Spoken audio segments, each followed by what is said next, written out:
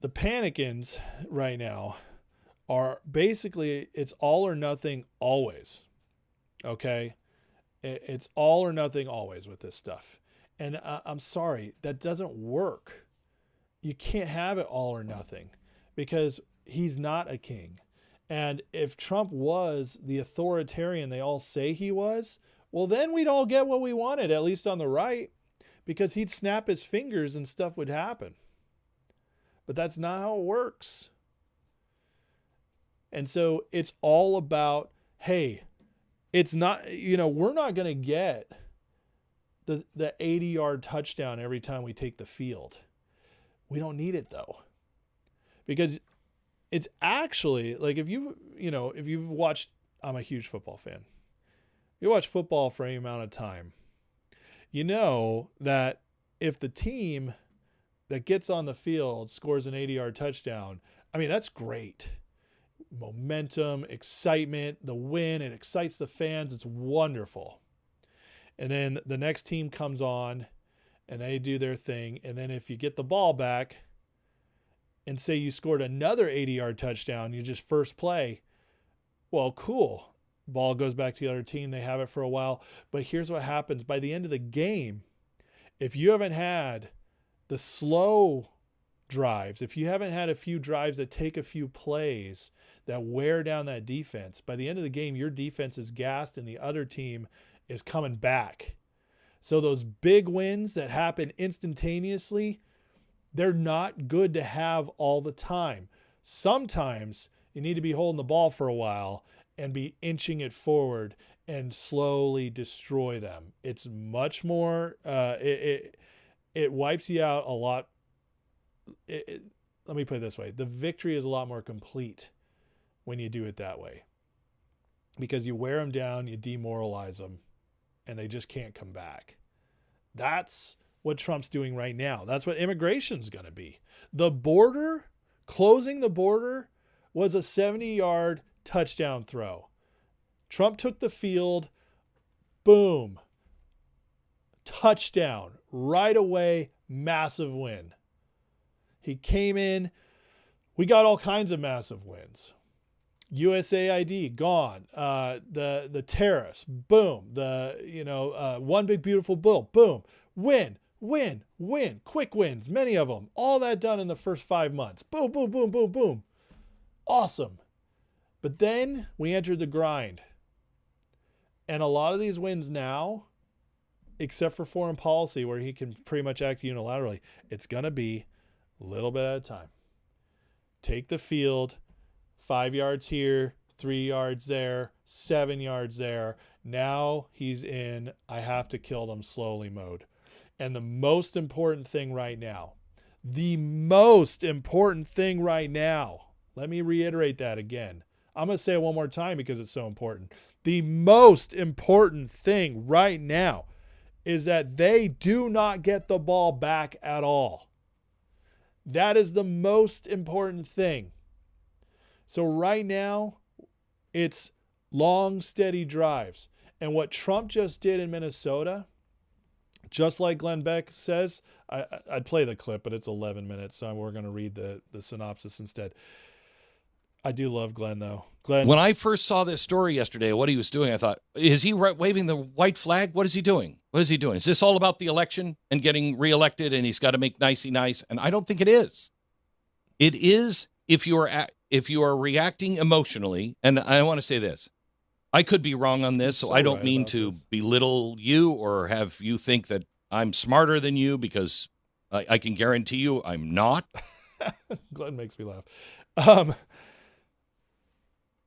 Right now, what Trump's doing, as he wrote right here, you see this right here?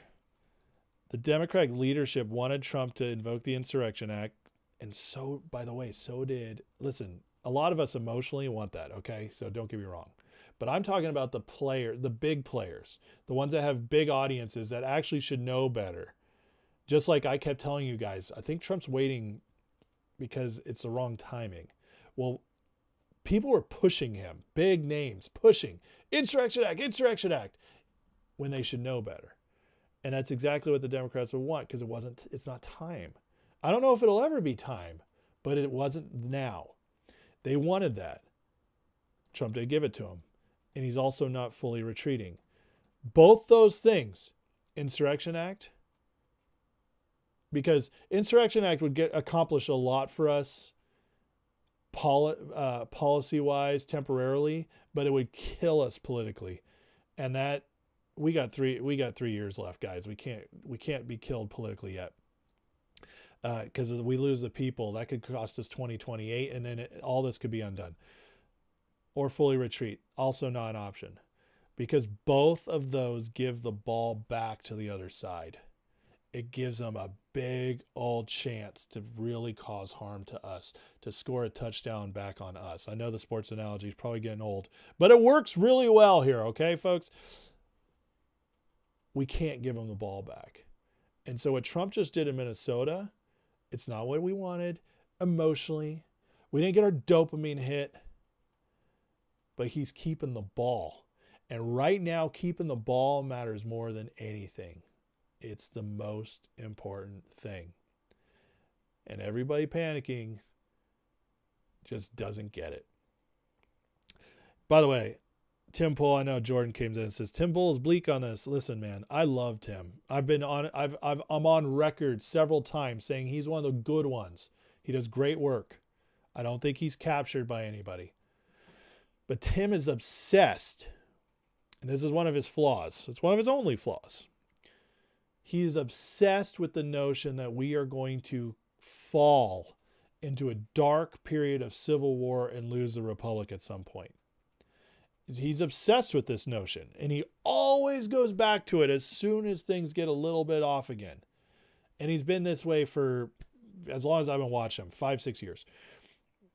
And it's his blind spot. Because he's right about the Civil War part. He's wrong about what it'll look like and how it'll play out. And if we'll fall apart because of it, the Republic, it's not going to happen. We're winning. We're winning huge. And they don't want you to see it. That's why this comes up. What did Trump just say in that clip I played for you guys? Minnesota, his exact words, Minnesota is a distraction. Yeah, we're falling for it too. I'm doing a lot of my show on it. I kind of have to. I can't avoid it. This is what everybody wants to see right now. But I'm weaving in all the other stuff you guys need to know. Because Minnesota is the distraction. It's not the most important thing. It's just the thing in front of us right now that everybody's paying attention to. Davos last week, most important thing. What happened last week? Huge. Minnesota, Deportations are going on across the country. Successfully, massively successfully. Minnesota accounts for less than 3% of what ICE is doing in the country right now. Less than 3%. Yeah. You heard that right. And yet, it's getting 90% of the coverage right now. Distraction. And this distraction is working in some ways because it's getting people to panic. Now, I think Trump is brilliant enough strategically. Trump's not going to, sorry for this crude analogy. He's not going to blow his load early. He knows how to time these things. And when the moment's right, Trump will go hit the gas again. We're going to have wins between now and the summer, where Trump will keep things afloat. And then come the summertime, it'll be boom, boom, boom for the next 6 months. Unleash everything we can until the midterms. Win after win after win. Trump will take over the narrative again. Do you notice how Trump's not rushing to take over the narrative right now? He just did this little interview today, a couple gaggle reporters. He's been letting all this in Minnesota play out without doing any major. Trump, if he wanted to, he could sit down and do fireside chat daily. He could get up in the podium 2-3 times a week. He's not doing that right now. It's not time. It's not time to unleash it all. Let it play out. It never ceases to amaze me how many people think they're smarter than Trump. I mean, I'm literally watching one of the most brilliant men who maybe has ever lived, who took a couple $1 million his dad helped him with, turned it into a $1 billion real estate empire, owned the tabloids, used it for his own, for himself, became a television star, had the #1 show on TV because his marketing skills are that good. And his marketing skills were good before that too. That's why he owned the tabloids. Became president against all odds. He had an even harder road the second time because people remembered him, and he went through, they went all out on him for 4 years to destroy him forever. And he got through all of it and won bigger the second time. And people think they're smarter than Donald Trump. There's a handful of people in history. The list is short, friends.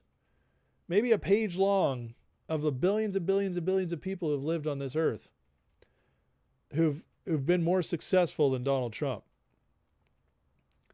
I mean, first billionaire president, leader of the freest, greatest, strongest nation in world history, twice against every odd, after being a majorly successful businessman and entertainment star. I mean, good Lord. The only thing he didn't do is pitch in the freaking World Series. That's about it. He's just never been an athlete. I mean, he checked off every other box. Come on. It's like, it drives me crazy. There's a couple of you in the crowd watching. I'm not going to call you guys out by name because I actually love you guys. You're my friends. But come on, why do you keep hitting me up? Every time something like this happens, like things are falling apart, you know better. You know better by this point. Stop watching the crap if you can't handle it. If you feel like you're getting discouraged, don't watch it. Just don't.